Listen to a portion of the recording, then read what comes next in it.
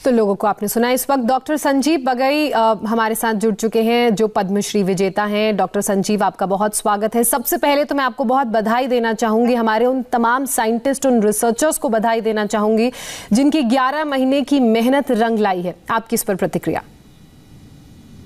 Good afternoon. ये तो बहुत खुशी है, बेहद खुशी का दिन है कि आज एक नहीं पर 2 वैक्सीन का अप्रूवल मिला है जी। एक तो पूरा इंडिजिनस होम ग्रोन है जो भारत बायोटेक का है, एंड दूसरा जो सीरम इंस्टीट्यूट का जिसको अप्रूवल कल मिला था, जो technology transfer Oxford university AstraZeneca के द्वारा से। तो ये एक लैंडमार्क है इंडियन वैक्सीन इंडस्ट्री में। वैसे भी इंडिया वैक्सीन प्रोडक्शन में नंबर 1 है पूरे विश्व में, और लगभग 60% ओवरऑल, जो 60% ओवरऑल वैक्सीन प्रोडक्शन इंडिया से ही होता है। और ये बहुत ही अच्छा दिन है इंडियन साइंटिस्ट के लिए, इंडियन डॉक्टर्स के लिए, इंडियन रिसर्चर्स के लिए।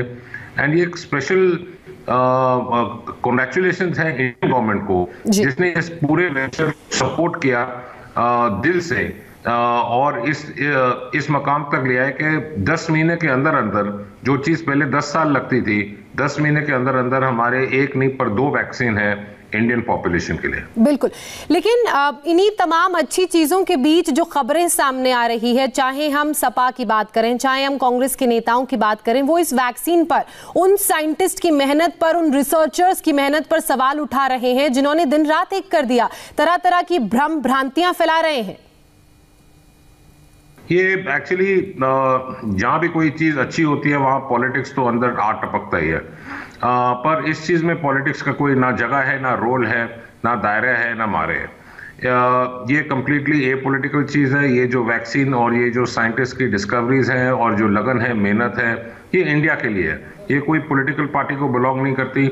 ये जो साइंस की जो पूरी विश्व में जो इंडिया का नाम है, ये एक पर्टिकुलर पर्सन के लिए नहीं है, ये हमारे देश के लिए है। तो अगर कोई इस प्रकार से व्यू रखेगा या विचार रखेगा, मैं क्या कह सकता हूँ, ये अनफॉर्चुनेट है। मैं कल भी काफ़ी टीवी शोज पर था और मैंने ट्विटर पर भी काफ़ी इस चीज़ पर लिखा है कि ये इररेलेवेंट लोग हैं, इनका कोई मायने नहीं है। हमने इन चीज़ों के बारे में ज़्यादा सोचना नहीं है, क्योंकि पेरिफेरी में लोग बोलते रहेंगे। ये इनका पर्सनल व्यू है, ये अनसाइंटिफिक व्यू है, इसमें कोई फंडामेंटल बेसिस नहीं है।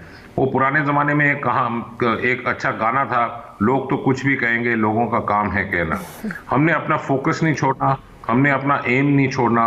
हमारा फिलहाल एक फोकस, एक एम है, एकजुट होके पूरे इंडिया को, कि हमने इस पेंडेमिक से हम विक्ट्री पानी है, हमने इस पेंडेमिक को बाहर ढकेलना है, और वैक्सीन इस चीज़ का बहुत महत्वपूर्ण रोल प्ले करेगा।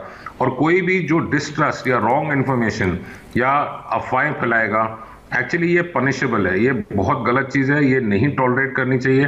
और मैंने इनफैक्ट ट्विटर पर यह भी लिखा है कि court should step in, and अगर कोई इस तरह की चीज़ कह रहा है, उससे सख्त से सख्त सजा होनी चाहिए। कल किसी ने कहा कि वैक्सीन के साथ इम्पोर्टेंस होती है, किसी ने कहा कि ऑर्गन डैमेज होता है। ये सब गलत है, इसमें कोई साइंटिफिक बेसिस नहीं है। इंडिया के फाइनेस्ट माइंड्स ने पूरा डेटा एनालाइज किया है, और अगर उन्होंने कहा कि ये सेफ है, एफिकस है, इंडिया के लिए अच्छा है, उसमें कोई ना कोई कुछ ना कुछ तो दम होना चाहिए। जी डॉक्टर संजीव, 2 बयान सामने आए हैं और बहुत ही सीनियर नेताओं के सामने आए हैं कांग्रेस के। शशि थरूर ये कह रहे हैं और सवाल उठा रहे हैं कोवैक्सीन पर जो भारत में बनी है कि इसका 3rd फेज का ट्रायल पूरा नहीं हुआ है। जयराम रमेश कह रहे हैं कि सरकार ने कोवैक्सीन के लिए इंटरनेशनल प्रोटोकॉल्स को फॉलो नहीं किया है। तो मैं आपसे समझना चाहूंगी, जो इमरजेंसी इस्तेमाल की इजाजत कोवैक्सीन को दी गई है और जो उसको लेकर ये सवाल उठाए जा रहे हैं कि उसका 3rd फेज का ट्रायल पूरा नहीं हुआ है, इंटरनेशनल मानकों को ध्यान में नहीं रखा गया है, उसकी क्या सच्चाई है? अगर आप एक्चुअली सच्चे दिल से देखें, जो आदमी नॉन डॉक्टर, नॉन साइंटिफिक आदमी हो, नॉन रिसर्चर हो, उसका अगर हम बात सोचने लगेंगे, सुनने लगेंगे, तो हम आगे कैसे प्रोग्रेस करेंगे? ये पेरिफेरल लोग हैं, ये बोलते जाएंगे। पर सच ये है कि हर एक प्रोटोकॉल, हर एक पार्ट जो clinical trial phase 1, phase 2, phase 3 हुआ है, उसमें सारे एडहेरेंसेस, सारे कंप्लायंसेस कंप्लाई करे गए हैं। इसमें कोई दो राय नहीं है। जो भी हमें ठीक तरह से करना चाहिएगा वैसे ही हुआ है। जो भारत बायोटेक का जो किस्सा है, ये अभी फेज 3 ट्रायल चल रहे हैं। दुनिया भर में एक एस्टैब्लिश नॉर्म है जिसे हम कहते हैं इमरजेंसी यूज ऑथराइजेशन। इसका ये मतलब है स्पेशली पेंडेमिक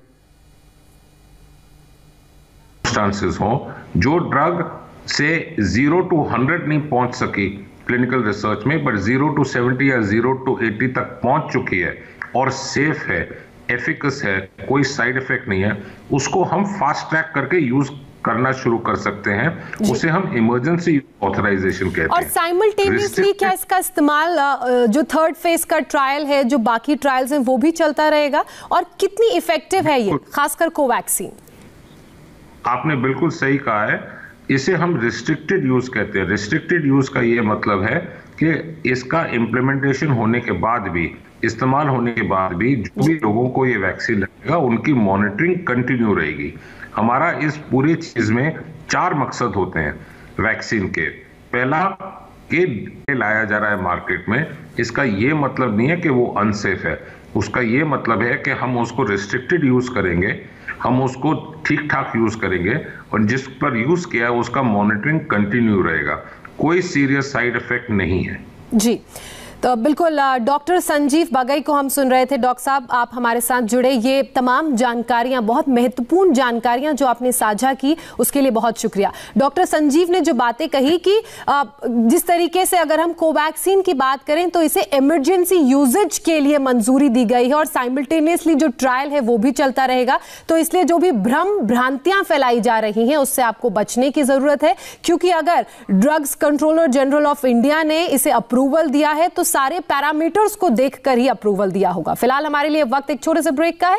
ब्रेक के बाद दिखाएंगे आपको आज का वायरल।